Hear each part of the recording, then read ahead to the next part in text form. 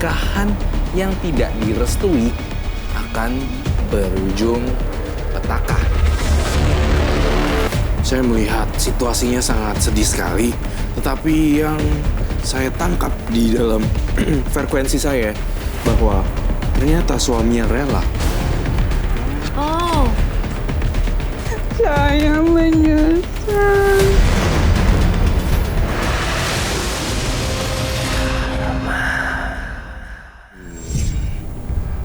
Oke.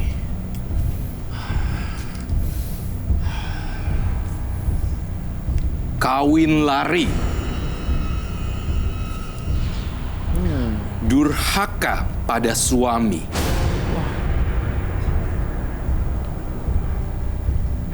Ini adalah kualat, bentuk kualat. Durhaka pada suami. Oke Roy, tanggal lahir berapa yang kamu... Oh sebentar, ini dia kawin larinya yang Roy lihat dengan suami baru atau dengan suaminya? Saya melihat di sini kawin lari bersama suami orang.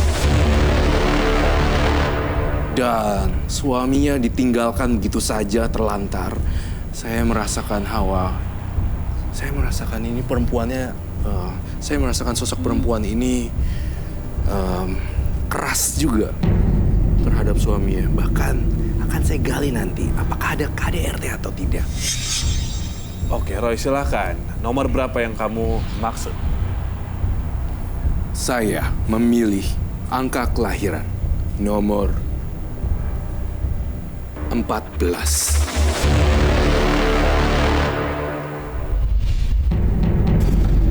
Miss Warsiti, wanita cantik, kelahiran tanggal 14, melakukan kekerasan kepada suaminya. Menikah siri sebelum bercerai dan selalu disiksa dan ditinggalkan oleh suami barunya. Balasan karma buruk apalagi yang akan menimpa Miss Warsiti? Penyesalan seperti apakah untuk bisa mengundang karma baik?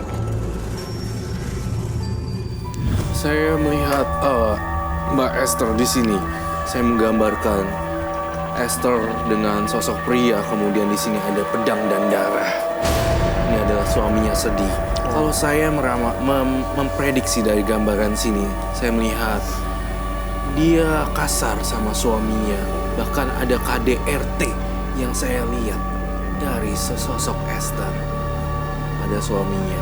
Lalu kemudian kekejaman itu tidak stop begitu saja tampaknya yang saya lihat.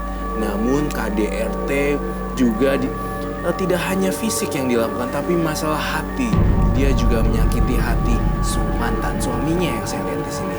Dia pergi dengan orang lain. Dan saya melihat pernikahan yang tidak direstui akan berujung petaka. Orang lain yang diajak kawin lari ini apakah suami orang lain? Laki-laki single? Suami orang. Saya juga melihat adanya roda kehidupan yang turun jauh drastis. Saya menggambarkan 5, 3, dan 2. Turun ke bawah. Kalau kamu tidak buru-buru Taubat? akan jatuh ke kubangan yang sama berulang-ulang. Mbak Esther, boleh ceritakan ke kami kesalahan ini? Saya bertemu dengan seorang pria, yaitu suami saya yang pertama. Dia baik sekali. Kami mungkin saling suka. Dan akhirnya memutuskan untuk kawin lari. Pada saat itu saya masih kuliah. Pada waktu itu semua dan kedua orang tua kami tidak menyetujuinya. Kami tetap saja bisa bareng-bareng, dan akhirnya suami saya tinggal di rumah saya karena memang kami masih kuliah. dan belum bekerja. Setiap hari kehidupan kami berjalan senang sedih. Pada waktu itu awal petakannya. Karena memang suami saya tidak bekerja dan yang memenuhi kebutuhan setiap harinya adalah saya dan keluarga. Pada waktu itu saya juga belum sadar. Saya sering memukul dia. Saya sering ngata-ngatain dia. Karena saya capek. Saya capek dengan kondisi yang saya terus yang mencari nafkah. Akhirnya suatu hari saya bertemu dengan seseorang yang secara fisik luar biasa. Menurut saya mapan, menurut saya lebih dewasa, menurut saya lebih mampu. Saya memutuskan untuk nikah siri. Dan saya menyakiti hati suami saya. Saya merasa karma yang sudah saya terima. Saya sakit berbulan-bulan di rumah sakit pada saat itu. Dan sebenarnya saya berjanji mau kembali lagi dengan suami saya. Tapi karena saya sudah memilih untuk menikah dengan suami saya yang baru, saya memutuskan untuk bertahan pada pilihan saya. Akhirnya kami pindah ke satu kota.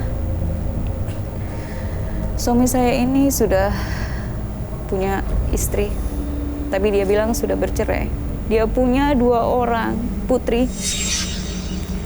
Pada waktu kenal ternyata suami saya juga tidak bekerja. Sampai tuh akhirnya suami saya yang kedua mendapat pekerjaan yang lebih baik di sini. Pada satu hari dia sudah berhasil, sudah sukses.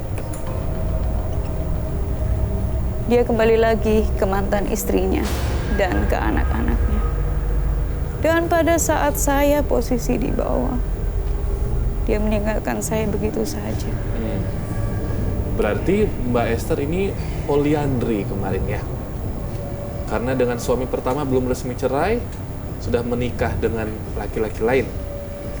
Berarti suaminya 2 waktu itu. Saya melihat situasinya sangat sedih sekali, tetapi yang saya tangkap di dalam frekuensi saya bahwa ternyata suaminya rela. Oh, saya menyesal.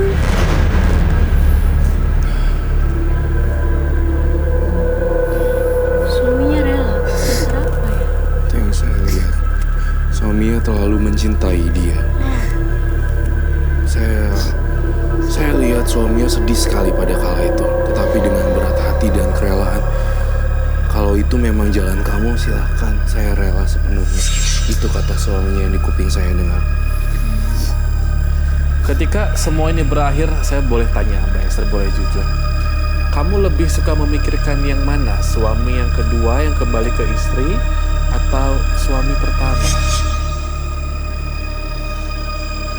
Saya lebih ke suami kedua. Mbak secara fisik ngapain? Suami pertama ini apa dipukul? Apa Mbak memukul dia atau apa? Iya, kalau bertengkar saya sering mukul. Kalau saya jenuh, dia nggak bisa bertanggung jawab. Kadang merasa tuh ketika saya kunci di rumah. Suami dikunci Itu suami apa-apaan sih ya gitu? Terus dia diem aja gitu? Iya, dan saya sudah meminta maaf. Kasihan suaminya. Kalau Roy lihat ini suaminya memang level kesabarannya kah yang membuat dia tetap bertahan atau rasa ya udah saya memang beginilah malu saya atau Jadi bagaimana? pasrah karena keadaannya Nah ya. itu Level kesabaran dan terlampau sayang. Ketika kita mencintai orang, biasanya apapun dia mau mukul saya dan apapun dia seperti itu. Rela. Itu yang saya lihat. Dan itu saya rasakan di yang kedua. Saya dipukul, saya dihina. Itu adalah Karma. buah karma yang kamu dapat. Setelah 2 pernikahan gagal, kamu udah berubah belum? Saya justru berubah di suami saya yang kedua. Oh, Di situ saya sudah mulai lebih bijaksana, saya mulai lebih ngerti, saya mulai sadar kesalahan-kesalahan yang saya lakukan terdahulu. Saya ingin kamu mendekatkan diri lagi pada yang di atas. Dan kemudian kedua,